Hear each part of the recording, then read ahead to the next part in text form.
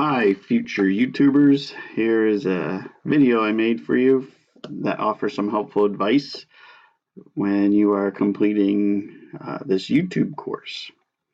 So number one, don't be afraid to step out of your comfort zone. I know this was especially true for me because I'm not really good at making videos, so it was a little, daunting at first, but I was able to get through it. The more videos you make and create, the more it becomes second nature to you. It becomes easier.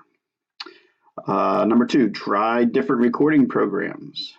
Okay, in one of the sections, there's a list of different recording programs. Don't just pick the first one that you see. Try all of them to find one that is the most comfortable for you or your right fit.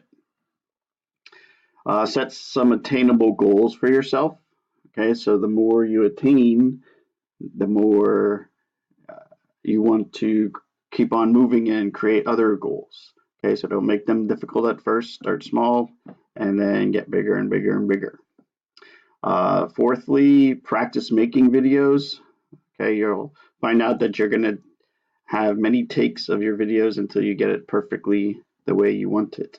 Number five, most important, enjoy the course. There's lots of information, lots of things to learn, and best of luck to you and your future YouTubing educational careers.